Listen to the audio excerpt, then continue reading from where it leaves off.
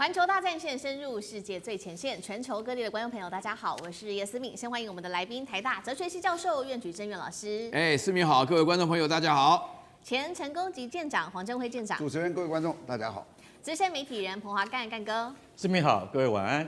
好，观众朋友，今天的节目我们会特别来关心，讲了很久 AI 在美国是否会泡沫化，这一回真的好像从股市的反应，好像已经正式引爆了。等一下会来做解读，怎么一回事？因为美股现在血崩哦，整个华尔街陷入在恐慌情绪当中，也影响到了亚洲股市。等一下一起来做关心。另外，美国的政府关门已经进入到史上最长的天期了，包括现在美国的房市也暴雷，美国陷入在经济核冬天。今天我们也一起来关心，包括了川普的民调正式的崩盘。好，今天的火线话题3个会请来宾来帮我们做解答的。美股 AI 遭到血洗，费半崩盘，亚洲股市现在也在大逃杀，包括了日本跟韩国股市，我们都可以看出出现了史诗级的一个暴杀，就是发生在昨天晚上崩跌哦。矽谷梦变成噩梦吗 ？AI 泡沫，我们今天会来讨论是否已经正式的引爆了。第二件事情，美国政府创了全天期的最长纪录，现在房市也冻结，中产阶级不只是这些低收入户，中产阶级的经济状况也面临崩盘，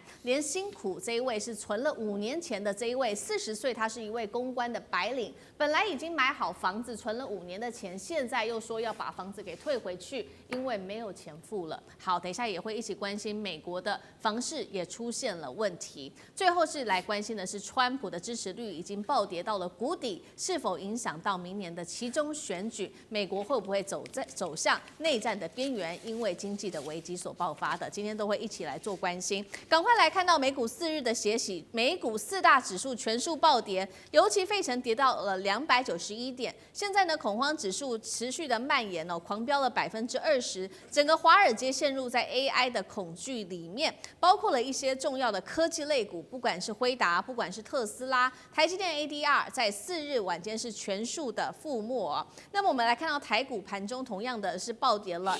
一度是达到700点，韩国股市更惨了，直接重挫5%，甚至直接触发了熔断机制。日经则是惨跌了2000点。怎么看？专家怎么说？麻省理工学院早就先前就已经示警了，他说目前美国有许多的 AI 公司，重点的问题就是95%的这些生成式的 AI 公司到现在都还没有被盈利啊，包括很重要的科技大厂微软还被爆出财报藏着亏损哦 ，OpenAI 上季恐怕惨赔金额高达了115亿美元。而现在呢，另外一位出来示警的，就是当时成功预言会发生这个金融危机的这一位，同时也是电影《大卖空》的原型主角 Michael， 他出来讲了，他说他们的基金公司啊。80%的仓位现在都在做空这些 AI 类股，不管是辉达或者是美国大数据公司的股票，做空金额高达了10亿美元，就是这么的不看好美国的 AI 产业。那么包括了美银现在也做示警了，这个 AI 的泡沫，他说实在是太大了。要求这些投资人们，你们注意了，接下来如果要投资中国股市、投资黄金，或许真的比较安全。AI 股这一回暴跌哦，正式的开启了鸣响声，泡沫四起。矽谷这一波是科技新创，还是金融幻觉？泡沫正式上演了吗？苑老师怎么看？这个问题非常重要哈。我曾经写过一本书叫《索罗斯的投资哲学》啊，里面专门就解释泡沫是如何发生的。我跟大家讲啊，这个索罗斯讲的情况的话呢，是针对于他所有美国股市当中所发生的事情啊。他讲泡沫发生的主要理由啊，就是3个，第一个是过度预期啊，然后第2个是过度乐观了，第3个的话呢，就觉得说是股票换钞票是天经地义的关系。这3点的话呢，你过度预期的话，这个 AI 就已经着眼了嘛，好，那过度乐观的时候呢，这个乐观的话一下转为悲观了。这个从悲观呢 ，OpenAI 啊，Sam Altman 啊，他自己很明显的讲啊，他自己说的这个钱呢，1200亿都烧得光光的。然后呢，最近呢出现一个消息啊，就是这个OpenAI 跟这个 Amazon 要结合，是1.3万亿美元呢，在这种情况下，然后呢，这个 Amazon 啊，马上上涨了4%，大家就会发觉啊，第2点呢。就是大家对于 AI 过度预期，所以导致那个股票会变成钞票的想法。但是那个时候呢，已经有非常非常多的人呢，就会发觉说这种现象啊，虽然不能够像是1929年了，但是有一点呢，其实是非常重要的，就是 AI 呢，它这个让人呢，它这个本梦比太高。啊，它的成本跟它这个梦想啊，这个差距太大啊。上礼拜的话呢，我在这个节目中也谈到。我始终都不觉得 AI 对我个人来讲有什么太大的用处。唯一的话呢，我就是希望就是说，因为我常常被 AI 骗，我每次买机票的时候啊，只要你同一个那个点啊。看了第二次一定比第一次贵，那看第三次更贵。那后来买到最贵的，我去上海一次，居然买到2倍的价钱啊！我买完以后再一看，他们又回到原来价钱，就被 AI 骗的时候呢，我就感觉到这件事情。所以我现在的话呢，就是想办法克服 AI， 就跟他斗智啊。斗智的话呢，就是第一个的话，原来会骗我的 AI 我就不用；第二个 APP 的话呢，我不打算买的用。然后呢，参考这个价钱一比较以后呢，他学老师了，他就不敢乱骗。所以我觉得说，在目前的现状当中 ，AI 一个最大的一个问题就是它要如何获利，它从来没想清楚过。啊，像我们现在的话呢，大家知道百度原来1度大家很少用，觉得说没什么用，但是现在所有的社群引擎全部都是 AI 的，以后通通都非常好用，但是也仅止于提供资讯而已。那有没有更进一步的呢？没有。而且的话呢，大陆的 AI 事业的话呢，做了2件事情，让美国的 AI 世界极度有可能变成泡沫。第一个就是开源，第二个就是免费。哇，这个来讲，像那个 DeepSeek 的话呢，它的开源加免费，所以导致于那个 OpenAI 的话呢，就没有办法这个赚钱啊，没有办法赚钱的话，大陆为什么能够撑得住？政府在撑啊，这个政府基本上发展就是拿 AI 当成了一个整个国家发展的计划。那美国现在也是国家在撑，但是只是嘴巴讲。那另外的话呢，那个川普上下还要捞一手啊，要强调啊，就是打压中国的科技啊，打压这个不准在中国的发展啊，然后另外又鼓励啊，这个不能卖，那个可以卖的什么。增加了非常多贸易的壁垒，所以黄仁勋讲的是对的，就是说你真正要能够了解 AI 值多少钱，你一定要让它自由开放，你这样子才能够知道真正的价格。现在最大的问题，我觉得美股在面临泡沫的时候，这个泡沫发展的事情是高高低低起伏，但是整个趋势来讲是往下落，直到有一天突然 crash。啊，那突然 crash 的时候呢，出现的问题是非常严重。我这边要特别强调，黄金其实讲起来的话呢，并不是一个真正很好的投资标的，因为它没有利息。那美国现在的话呢，就是美元还是有相当好的利息，但是中国的市场大家可以去看一下，中国市场慢慢起来，从香港开始一步一步起来，这个大家心里就很明白了。是好，这一波在4日爆发的美股暴跌，会不会就是 AI 正式的泡沫化的一个开头？还有接下来对于从金融市场到实体经济的影响，等一下我们会持续的来做解读。那另外刚刚讲到的对实体经济消费的影响，我们要来看到另外一个很重要，就是因为美国政府关门到现在已经是突破了最长的天数了。那我们接下来包括了房地产市场，另外一个经济的火车头房地产市场有什么样子的冲击呢？我们赶快来看到说这一波的这个通膨海啸，除了重击到低收入户，已经一起蔓延，影响到的是中产阶级。来自于《华尔街日报》最新的报道，他说，美国今年9月份购屋啊，本来已经决定要购屋，但是后来又决定取消的数量暴增了，较去年同期暴增了13%。他说，现在房地产市场可以说是陷入在美国冻结的一个状况。房仲网更是说，现在这个待售的房子不断的飙升。以前美国人买房子前几年，我们都可以看到大家还是抢着买房子的，没有想到现在待收的屋量突然间一下子飙升。这个重点就是卖家看到说，没有人买房子了，他们也不愿意卖房子，因为他们也不想降价，所以看到9月他们已经下架量，这个待售的房屋下架的量已经暴增了52%。这一位是真实的惨烈的故事哦，她是一位美国40岁的女公关，原本她有非常好的工作，那么不断的存钱，存了5年的时间，她打算在田纳西这边买房，没有想到在过户前哦，却因为美国的经济问题不好，导致她就被裁员了。裁员之后，她就没有钱可以持续的来付房贷，于是她决定退房哦。他类诉说自己努力5年，在这一夜之间，突然间努力全部归零了。好，我们看到那政府关门的损失到底有多大？每日损失现在是150亿美元，来自于财长贝森特的说法。他认为美国的房市可能已经陷入衰退了，主要就是因为联准会到现在还是不愿意大幅的降息呀。我们来看到 CNN 最新的民调，川普支持率跌到了37%，负评现在高达63%。主要原因就是什么？就是我们谈了非常久的60%民众抱怨说，美国的经济变烂了啊，都是川普你搞出来的。请教干哥又怎么看呢？接下来方式火车头对美国经济还有老百姓的冲击为何？有没有什么实际的案例？民调掉到如此低，美国社会撕裂是否加剧？怎么看？你会不会觉得这是2008年次贷危机的前兆？那种感觉，好，我先跟各位讲，我就是2008年次贷危机的受害者，不过我跑得快，改天有空再跟大家讲那个故事啊，我跑得快。但是今天我可以告诉各位，现在这个女公关她在田纳西买房子，她因为被裁员，为什么被裁员？因为联邦政府没钱了，所以联邦政府现在 shut down， 它不运作。它在不运作的情况底下，你觉得你下个月还有这个收入吗？你能够缴得起房贷吗？所谓次贷危机是什么意思？就是银行把这些不良的贷款的这些房子，把它包装以后，再分割，再卖出去。你知道美国华尔街他们多会包装这样的东西吗？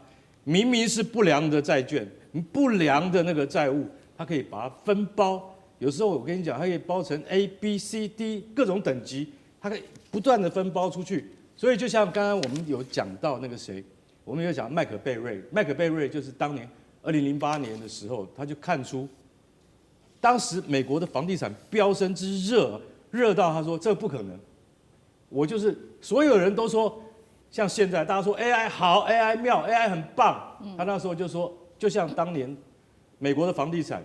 在往上飙的时候，他一个人站出来，他说不可能。我跟你讲，我就跟你们对坐，我跟政府对坐，我做空。结果是什么？对，结果他赢了。对，结果他赚了多少钱？我可以现在告诉各位，他赚了19亿美金。在当年没有一个人赚钱，只有他赚钱。为什么？他做空嘛。他做空嘛。他现在看到美国政府这样子，麦可贝瑞他已经开始做空了。他做空10亿美金。他说：“我看着 AI 倒，他竟然有这么大的那个决心跟意志，就代表说他现在也看着美国的房地产会不会走回2008年那个老路？为什么？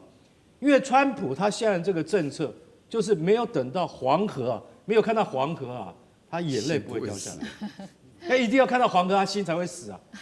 走到黄河面前，知道说自己要跌进去了啊，不行，要赶快想办法拉回来。”不要等一下，我跳进黄河，我再也爬不起来了。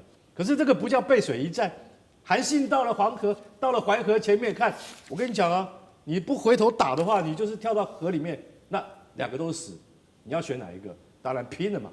现在的情况就是说，我跟你讲，现在一般的老百姓没得拼了，对不对？你一个好好的一个女公关，她的年收入大概可以到达的这个大概将近是50万多的美金，结果他现在干嘛？他说这房子我不能买了，为什么？这房子我买了以后我付不起了。这就是什么？这就是整个美国的产业跟社会现在到了不平衡的。我再讲一下 AI， 就是 AI 就是一个什么 ？AI 就是一个你完全不知道，不确定性远远大于那个可获利性。就是说它的不确定性，95%的企业投进了 AI。但专家讲了一句很好的话，他说什么呢？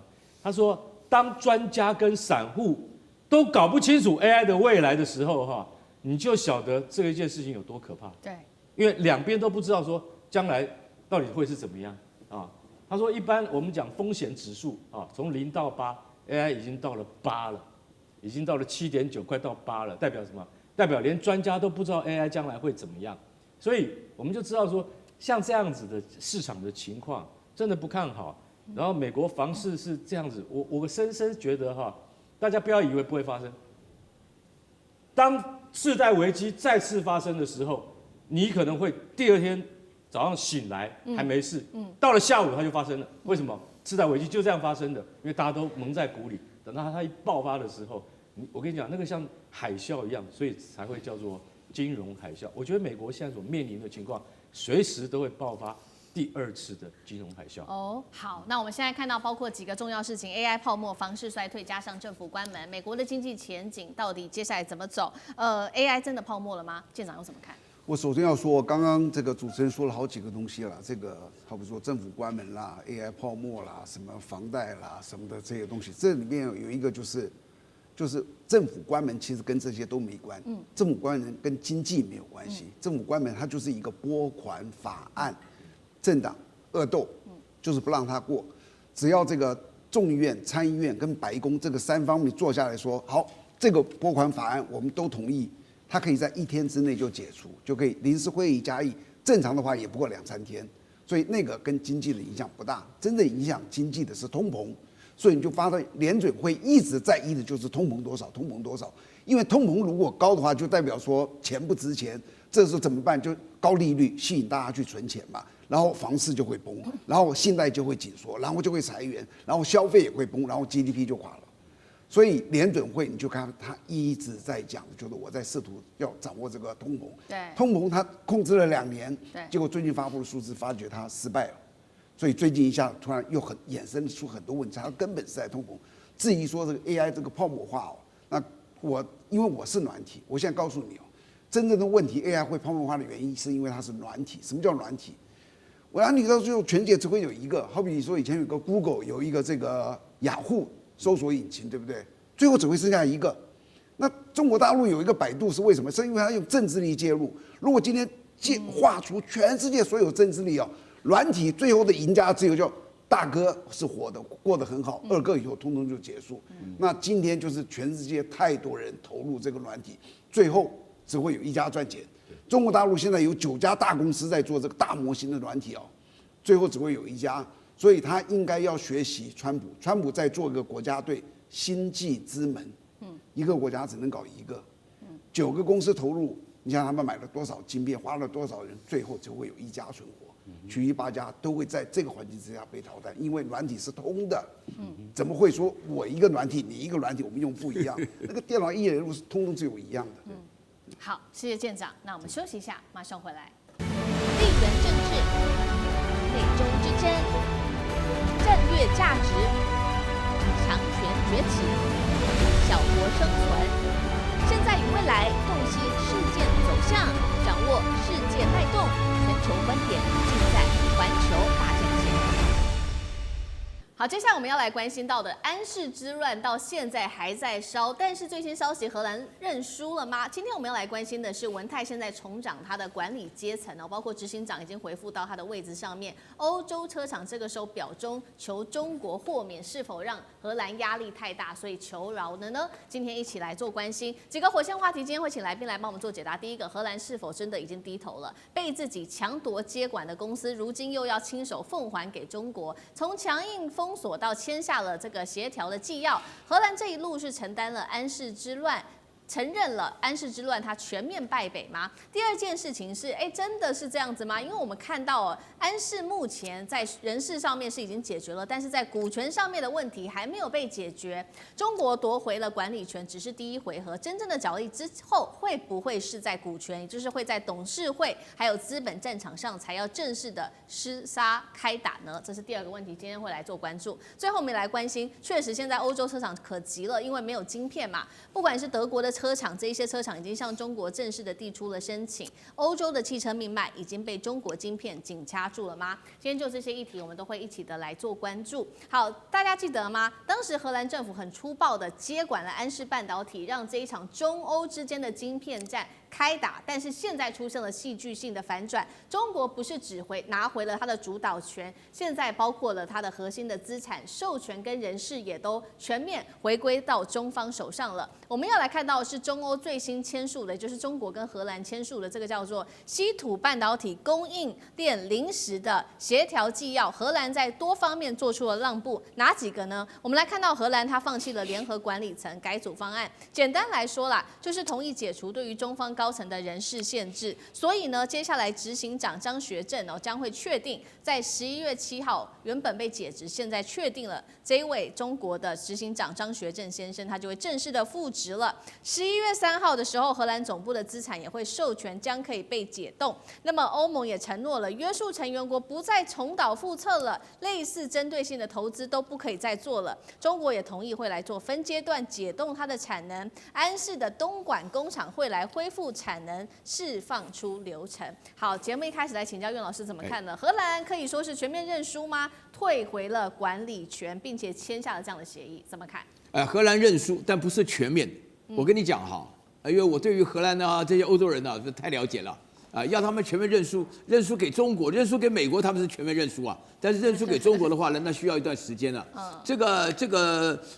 唐朝很盛大的时候呢，发生了安史之乱。这个安史之乱呢，也很像是就是说什么呢？大陆要借着安史之乱的话呢，要好好收拾一下这个欧洲人的骄傲。莫名其妙的自大，以及的话呢，对中国予取予求啊。前一阵子的话呢，那个德国的外交部长也是莫名其妙的搞那个麦克风外交啊，就讲我要来中国之前的话，你们对台湾绝对不可以武力。一讲话你不用来，你滚你们啊，差点就骂起来了啊。这个就是大陆态度，要借着安史之乱来一场这个安史之乱，就是说你发觉欧洲本身在中国人地位就完全垮下，这是个重点啊。你这边讲到几个重点的话呢，我觉得有3个重点是非常重要的。第一个的话呢，原来在大陆就是说是文泰在并购荷兰安氏的时候就是大陆会觉得说你的总部设在荷兰，听起来比较有面子一点没有把它直接买断。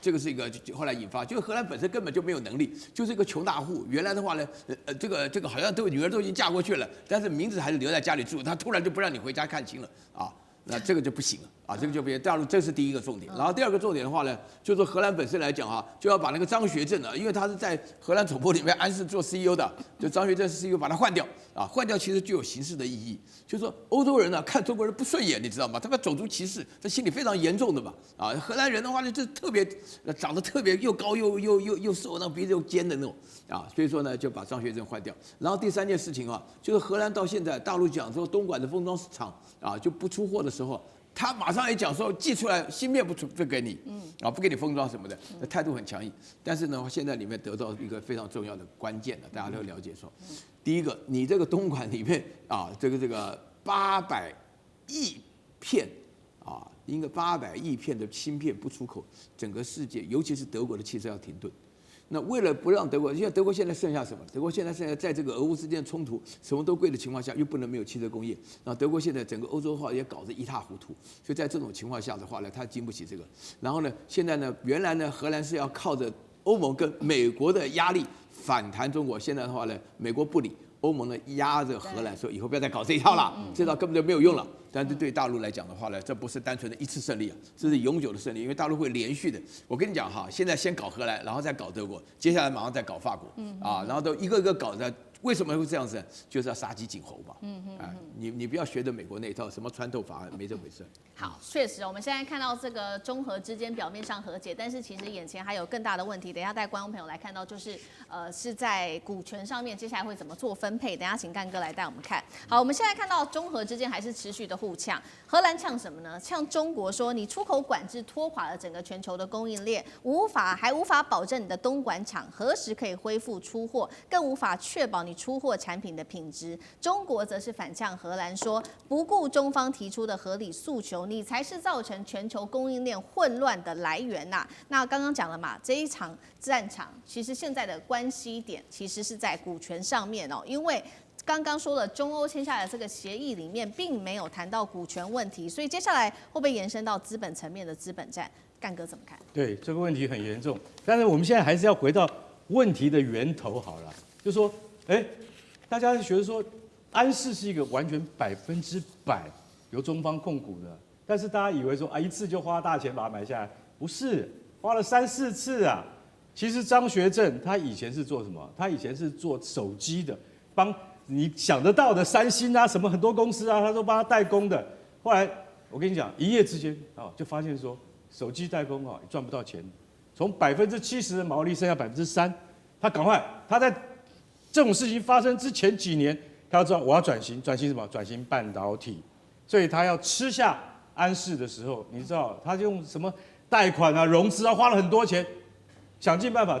听清楚，是张学正一个人用他自己的信用去贷下来，当时收购了这个安氏。安氏的前身是谁？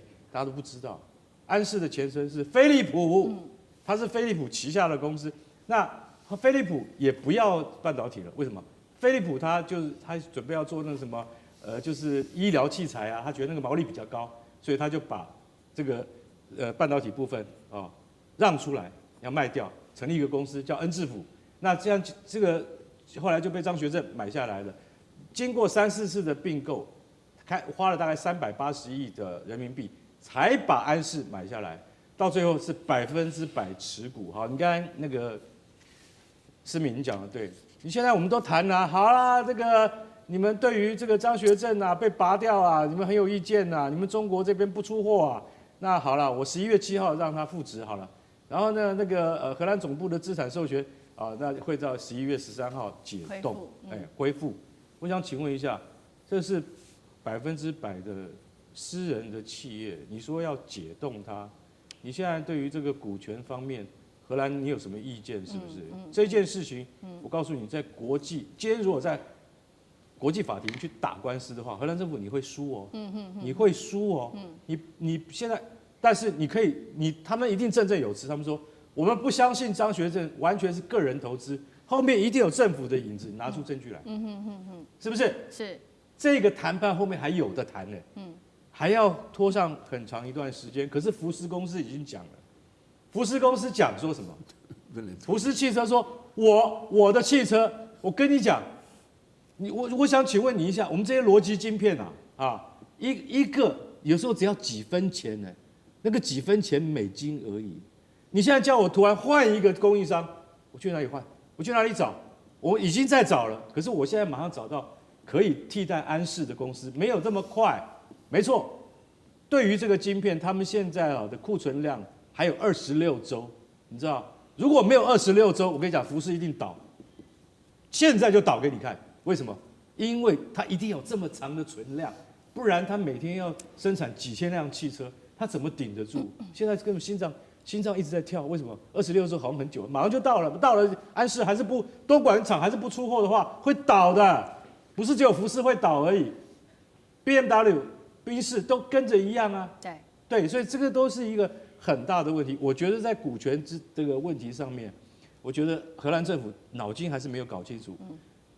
中国政府会打国际官司跟你打的，我跟你讲，你必输无疑。是好，但是确实哦，不管是股权问题，现在看在这些欧洲的车厂里面，他们根本不 care 说，不在意说你荷兰要去跟中国争夺什么股权，因为最现实的状况就是，确实他们的晶片已经快要用尽了，所以这个时候欧洲车厂是真的慌了，赶快来寻求大陆的帮忙。我们来看到几家重要的车厂，包括了德国的采埃孚，还有这个欧摩威、博世等等，都已经向中国正式的提出了申请哦，希望能够把这个晶片的出口管制给解除掉，因为目前欧洲汽车晶片70%都是靠中国来做封装的。那么德国厂这个采埃孚刚刚提到的，他已经说了，他说现在如果供应链中断，员工就会被迫放无薪假。博世旗下的厂甚至已经准备要休假保命了，包括刚刚干哥带我们看到的哦，福斯。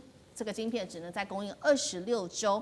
这一次还有一件事情值得关注的事情是，安适之所以之所以会有这个重要的导火线，现在传出来，其实是因为3名外籍高层引起的，才会导致当时的安适执行长张学正被迫下台。这3位包括了内部的这个法务官、还有财务官跟营运官等等，会不会张学正这一次复职之后就把这3个作乱的外籍高层给彻底拔除掉？这是第一个问题，请教舰长。第二个有关于晶片，中国可以说掐住欧洲车厂的晶片命脉了吗？首先，刚刚说那个张学正会不会这个复仇啊？会。我在商场还真的待过。你知道这个商场最恨的就是背叛。你是我的员工，你居然背叛我的老板，那是不可原谅的。所以张学正就是叫做现在是王子复仇记或者王者归来。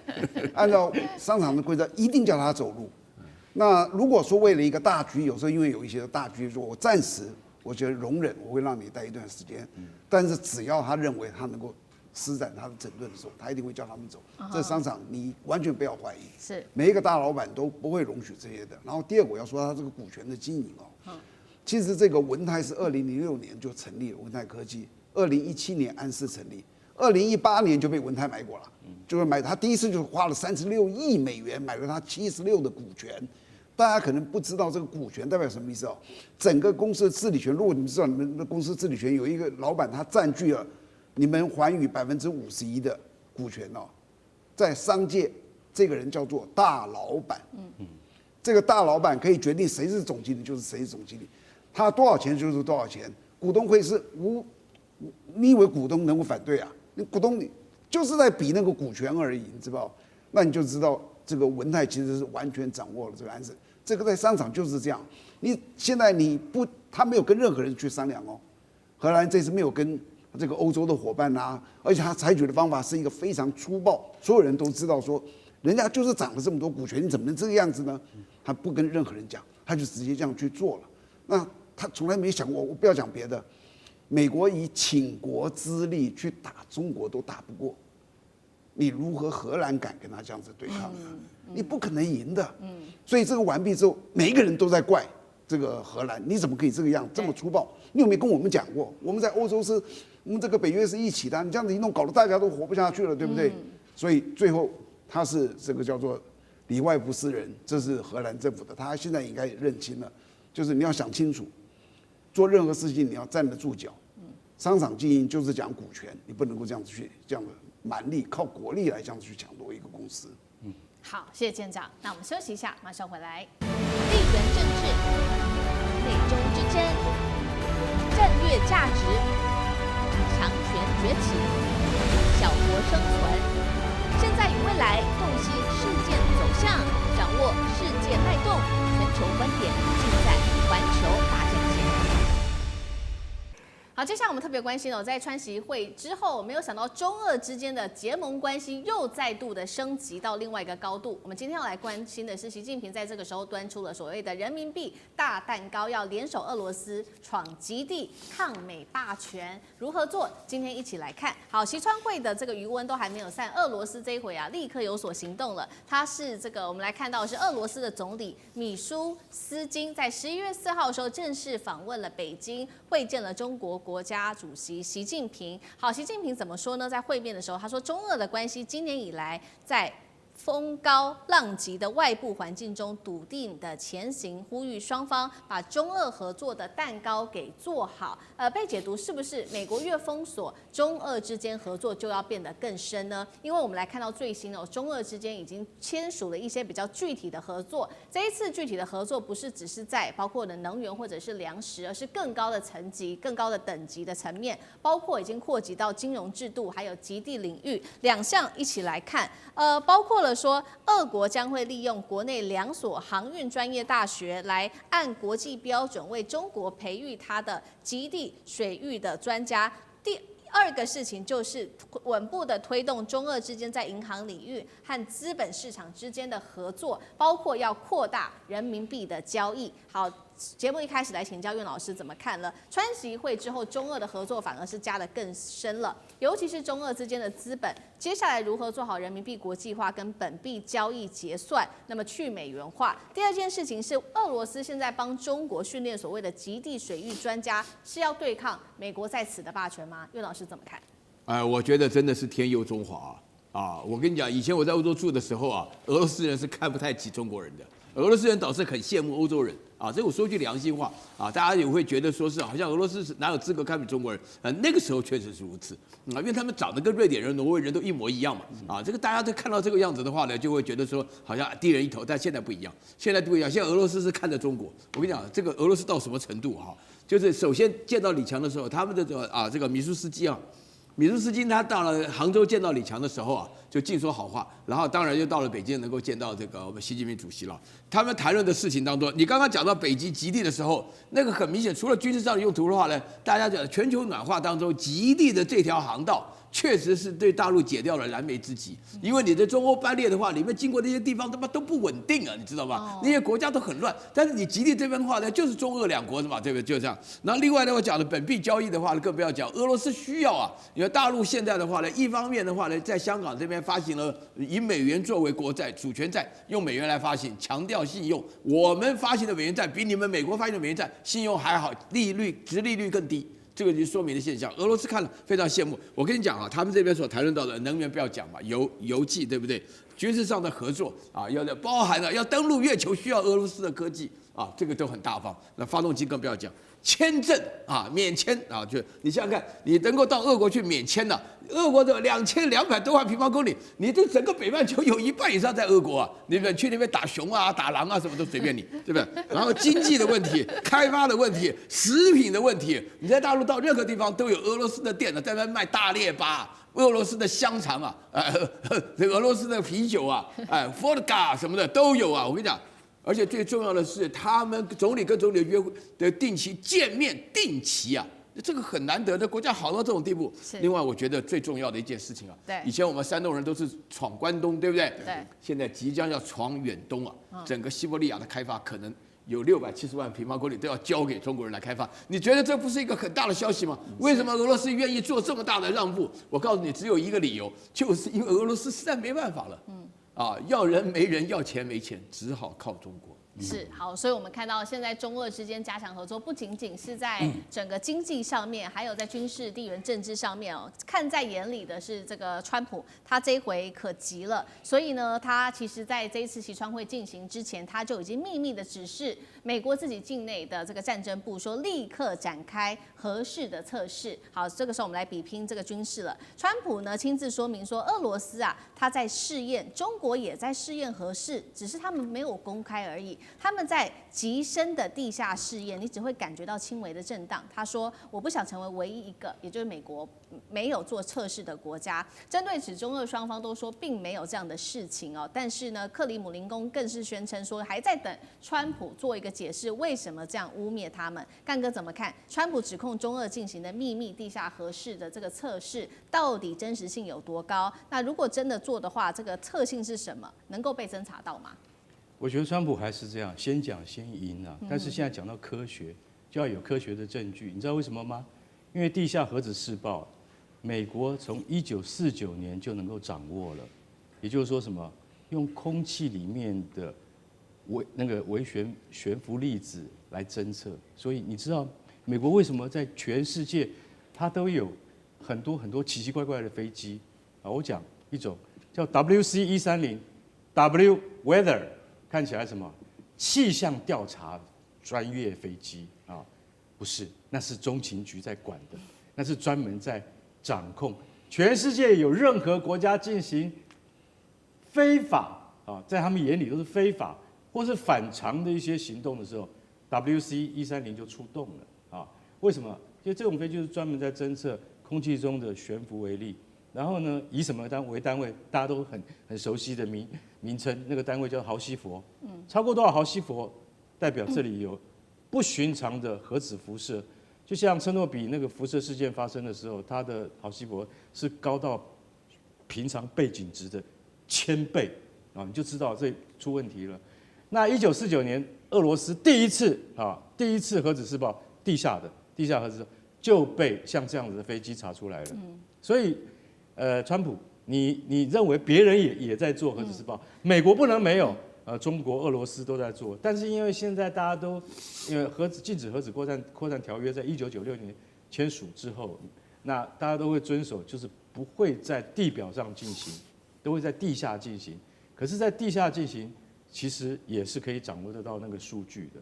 而且，美国自己本身，他们在这个核试的时候，就是在1990年以前，他核试的时候，他会安装诊断电缆，所以有各种各样的方法，你可以测出对方有没有在进行不寻常、大规模的核子试爆。所以，川普现在叫战争部搞这个说，我们也要试爆。你现在要试爆，其实我觉得你现在试爆核子武器不是很重要，你应该要去注意到俄罗斯新的那种核子鱼雷即将服役了，叫做海神鱼雷。海神鱼雷它可以打掉一整个舰队，不过我觉得那个可用性、实用性，舰长在这边他一定觉得那个实用性很低了，很差。为什么？用摧毁一整个舰队，丢一颗原子弹就好了，为什么还要用鱼雷呢？所以川普，你可能要马上得到什么？得到就是观众的掌声、民众的掌声，但是你对于这些真正属于科学范畴的部分的话，你应该要先提出数据来。让大家能够信服，也能够让普丁跟习近平信服，说：“哎呦，真的，我们做坏事被你抓到了。”因为他们两个都说：“我们哪有？我们根本没有进行核子试爆。”然后川普，你竟然叫战争部做这种事情，无非是在你个人的声望加分而已。但是我觉得那个都只能够骗3岁的小孩子。是好，一边川普还有美国担心整个中俄在军事上面的崛起，但是另外一边委内瑞拉则是看好中俄在军事上面的崛起，或许可以帮助到他们。尤其现在美国不是要这个针对于一直提出说要针对委内瑞拉开打战争吗？所以在这个时候的关键点，来自于华盛顿邮报的披露，他说委内瑞拉的总统马杜罗已经亲笔致信给不管是普丁或者是习近平，希望能够扩大彼此之间的合作。首先，我们看到他求这个普丁来帮忙什么？他第一个，他希望帮忙修复从俄国采购的数架苏凯的战机，另外还计划采购14套俄制的防空飞弹系统跟后勤支援。刚刚讲的嘛，他也求中国的帮忙，那么写信给习近平，寻求扩大彼此在军事上面的合作，提供雷达侦测系统。有了雷达跟飞弹系统，来自于中俄就能够救委内瑞拉吗？中俄接下来有可能在南美这边跟美军正式交锋吗？舰长有怎么看？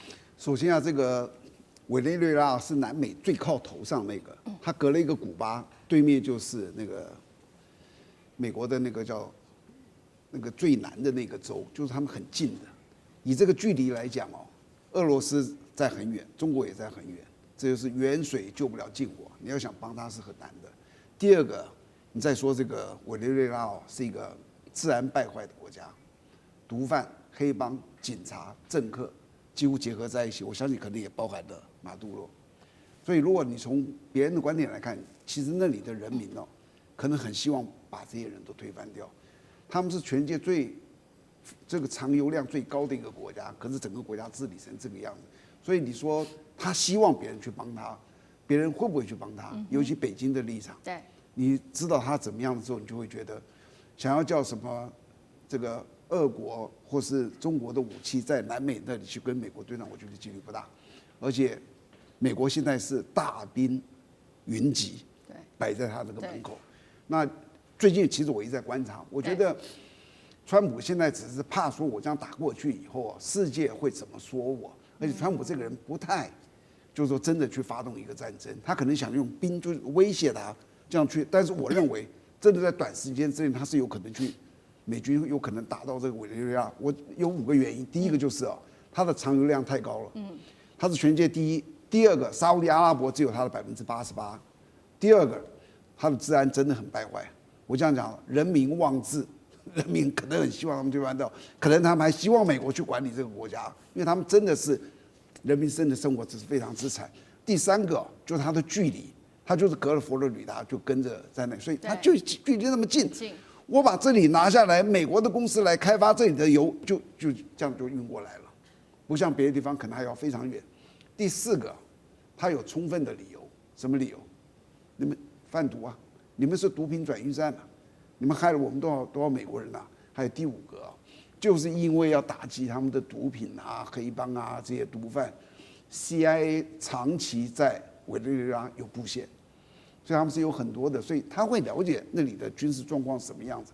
现在大兵摆在这里，否则这么弱的国家摆那么多军队做什么？对，那不单是恐吓而已，恐吓你拉掉一半就很恐怖了，摆这么多，我是觉得他真的要，因为那里有一个川普非常觊觎的一个石油，那个石油量实在太大了。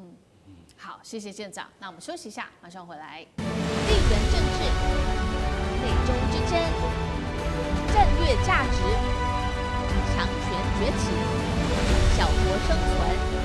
现在与未来洞悉事件走向，掌握世界脉动，全球观点尽在环球大战线。好，接下来我们要来谈谈哦。我们之前谈了很多中国大陆手上的杀手锏，就是稀土。不过现在可能会复制稀土之路，有另外一个第2张中国的必杀杀手锏，也就是它的王牌，就是铁矿了。今天中国大陆在西非这边有正式的另外一个布局，执掌这个叫超级铁矿西芒度。等一下我们一起来关心。另外，这个铁矿现在过去都是由人民币做交易的，现在确立会由人民币结算，震撼全球。今天都会一起来做关注。好，全球都还在关心这个习川会的后续政治的这个烟雾的时候，我们看到中国大陆则是在非洲地区悄悄打开了一场新的地缘经济的新战场，也就是今天我们会来关心的这个西芒度的铁矿全面贯通，全长再加上它的配套铁路，一共是长达了552公里，是全球最大的未开发铁矿，存量的部分、储量的部分至少是30亿吨，所以大家就把这件事情视为是大陆正在为下一场硬仗做一个长远的布局。那么为什么中国想要做这样的布局？原因就是因为它虽然是全球最大的铁矿买家，但是长期都被澳洲跟巴西2大巨头牵着鼻子走。也就是说，他们可以决定定价，他们可以决定出价，话语权全部都掌握在这些国家手里。但是现在我们今天要来关心的是，大陆变成了一个掌局者。为什么这么说呢？因为由中国大陆正式出手投资的这个参与开发的西非几内亚的西芒杜铁路矿区已经正式的全面贯通了。它有哪一些很重要的资讯？我们一起来做一个比较细部的解读。它是位在这个西非几内亚的东南部，跨越了密集的这个高原丛林当中。那么刚刚提到了30亿吨都是这些比较高品质的铁矿石，而且这个地方拥有全球最优质的铁矿，也是最大的未开发铁矿区。那么预计呢，主要的开发方会由这个英国的力拓公司跟大陆的公司一起来做合资开发，首批预计可以在今年底就来出货了，产能现在已经开出来了，已经有一个规划量，30个月内年产量升至6000万吨。为什么这么重要？中国出手这个西芒杜铁路，可以改写全球铁矿游戏规则吗？它会是继稀土之后大陆第2张重要的国际王牌吗？舰长怎么看？我们以前一直听说中国大陆稀土多么的厉害，还有它的制造业怎么样的强大哦。我们只是听一些数据而已。我直到今天看完这个消息以后，新闻以后，才突然第一次领略到，我的天哪，原来他们是这样的不可超越。我现在先讲这里的这个矿哦，这个矿叫做西芒杜，很奇怪的一个，它有这个1950年哦，70多年前就发现那里有一个很特殊的矿，很大，然后大概隔了10几年就知道它是全世界在第2大的，它有30亿吨，全世界第1大是澳洲48亿吨，第3大是巴西29亿吨，它在中间，但是它的含铁量非常的好，就是它的纯度到了66%到68%。澳洲的铁砂是全世界最棒的哦，在这之前，澳洲的铁砂才能够制造最高等的那种钢。它的含铁量是53到62，你就知道差了这么多，差了将近10%左右。好，这样子完毕之后，那么长的时间，你们为什么不去开发呢？然后从那个时候开始，就有人去投资，然后一直到现在，那个经营权转来转去，一下子卖给苑老师，苑老师花了25亿，一下又卖给思敏，思敏花了30几，又卖了什么3级，一直到现在都没动。后来到了2010年的时候，中国铝业才第一次去那里，然后投资的就是这个力拓这个公司，他投资了13.5亿，他取得了47%的这个股权。然后完毕之后呢，他们就开始中国铝业中铝，我们叫中铝跟力拓一起在中国，你也要政府同意啊。然后在这里那个新几内亚政府要同意，他们这样隆到了2024年哦，把所有的前置作业做完了。设计图也同步画完了，然后他们在1年之内，从年初到年底，他们把这整个的基建全部做完。这中间包含什么？我说给大家听哦。第一个，他建了一条铁路长600公里，他沿途跨越，因为他那个山起起伏伏的，你知不知道？那为什么以前人家不做？因为那个太难了，你要怎么建这么多桥？300多座桥，然后还有港口，还有矿场的这样的挖，这个工程非常之大。好，那时候开始做，他们1年做，然后当中外国人这样子讲，他们在那现场看，他说哦，他们到今天才知道中国的经济这么厉害。他们中间有一座桥，长度是307公尺，那很长啊，307米，高度28米，哇！你想想看，这是7层楼、8层楼的高度这样子，1个月就做完了。基建狂魔，就所有人说哇，怎么这么厉害？然后2025年的9月，就是上个月，他们第一次开始运了这个矿砂出去。你就从这知道，你知道，不是说你有一个矿哦，你就能够把它做得很好的，因为那个矿不是说就在台北市旁边，叫阳明山多好，对不对？一下就运出去了。它那个地方可能是很荒废的地方，还有什么高山什么东西，你要怎么样打通这条路？你要怎么样做这个基建？然后怎么样去采这些东西？那中国现在有了，不单是有了1家群，是吧？全世界品质最高的铁砂，中国占有47%，然后它可以制造出品质最优的钢，你就知道中国一下子战略的整个的都做了一些很大的改变，它可以去谈判，它有更好的钢，它可以做更精密的科技。好，所以掌握到了这个西非最大的这个矿区哦，等于说中国大陆也掌握了整个铁矿在国际的地位，还包括它的议价权。那其实还有另外一个重要的事情，就是金融战的延伸。因为过去其实做这些铁矿砂的这个交易的时候，都是用美元来做交易，但是呢，这一回是中国大陆用人民币来做一个结算的制度正式的启动，也就是有看到几家矿业的合作，包括中国跟澳洲的矿业巨头这一家必和必拓签署了协议，接下来是用人民币来做这个结算。另外，巴西的这一家叫淡水河谷，还有澳英共同营运的叫力拓跟 FNG 也都是用人民币做交易，甚至做贷款等等，冲击到美元霸权。接下来对于美国的影响、美元的影响，还有人民币结算铁矿的影响，成为市场的主导者，又有什么样的后续的可以关注的？苑老师。我们从小读地理的时候都知道，中国是个煤矿非常丰富啊，在世界的产量跟这个存量里面都是世界就超过一半以上。但中国的铁矿是极其贫狭的哈，那铁矿也不好，然后量也很少，大概只有在全世界占23%而已啊。那么在这种情况下来讲的话呢，中国从澳洲进口大量的铁矿石进行提炼啊，因为刚刚提到了，就是说是那个这个西非几内亚的那边的这什么那个他们的西芒杜的这个铁矿的品质非常好啊，这个我们不用多讲。但是从澳洲来讲的话也不差，但是的话呢，他们有一个。完全是被绑架住了，为什么呢？因为呢，当时有一个地方讲说，知道中国要发展基建，必须要用很多的钢铁，必须要自己提炼的时候呢，就是说是在所有的国际市场中采购的价格最高的就是对中国的价格。那个时候的价格搞到129块美金啊，就一吨啊，什么这种情况下，这情况的发生。那中国慢慢的话呢，有3个原因啊，他非常强调啊，所以自己的话呢，就跟必和必拓呢直接要求啊，就是说，要不然我们不要买了啊。第一个的话呢，就是市场大，市场大就是老大。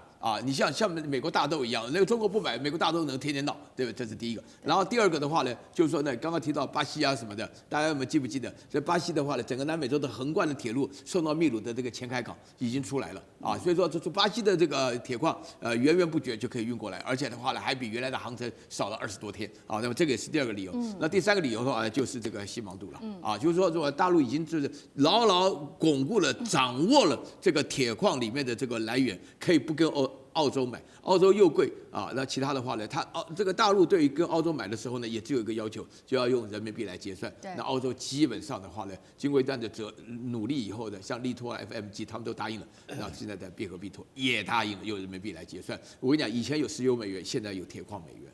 好，铁矿美元那干哥又怎么看？会成为继稀土之后中国大陆第2张很重要的王牌吗？60年来，我都是世界上最大的铁矿买家我没有议价权呢，东西都是我在买的，我的进口量是最大的。澳洲你是看我吃饭的，我不能讲话，我不能说我们可不可以因为这个疫情要干嘛的我们这个价钱我们可以商量一下，不行的，奇怪了，中国作为最大的铁矿进口、铁砂进口国，60年来你不能议价，然后呢，不可以用人民币结算，一定要用美元结算。美元结算这个铁矿砂是它占了80%的全球的市场，那是没有错。可是问题是我今天好像完全没有发言权。大家仔细看西芒杜这个矿砂厂开发出来之后，它的效应会越来越大，会有点类似像稀土的效应，就是说，西芒杜现在我跟西非几内亚签约了，那你能够提供更好的价钱？或是更好的离岸价，或是更好的交通便利的因素吗？没有，中国提供的最好，所以中国也支持你的基础建设，而且悄悄的做。刚才建长讲，你做的时候都没有人看到，等到他把东西弄出去的时候，你才发现他竟然可以一年可以供应6000万吨。所以现在我可以议价了，中国现在可以议价了，为什么你知道吗？因为以前我都靠必和必拓啊、力拓啊、拜托啊，跟这些公司我们都要讲好。然后现在如果还不够，我们跟巴西那个淡水河谷再买一点。现在是巴西的淡水河谷、力拓、必和必拓，因为必和必拓是澳洲最大的，是澳洲最大的公司。这些公司全部都答应了，为什么？就是因为西芒杜。就是因为我弄的西芒。而且他们有听到风声，但他不知道中国的规模有多大。现在约都签了，然后公司都盖好了，然后港口都弄出来了，你才知道说啊，现在我不看你吃饭了，而且我现在最重要一点，我要用人民币结算，你们有没有意见？没有意见。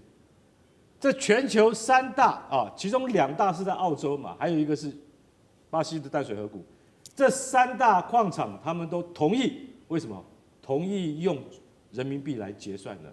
所以意思是什么？你知道吗？当然，美元还是强势货币，可是因为在铁矿砂这一部分，中国的发言权现在已经是最大。那你将来都用美元来计算的话，那对于人民币，它将来在市场上以及在世界的发言权上面，其实这个是亦步亦趋的，慢慢的，你会发现到人民币在世界的贸易市场上，它的流通的程度会越来越好，会越来越高。总有一天，它会慢慢取代美元的市场货币地位，但当然不能说就能够分庭抗礼，因为我觉得还是需要一段时间。但中国做事情，它是一定它有一个计划的，而且它知道我们走到哪一步，会看到下面那一步是什么，最终的结果是什么。现在你年产量到6000万吨，明年一定是1亿吨。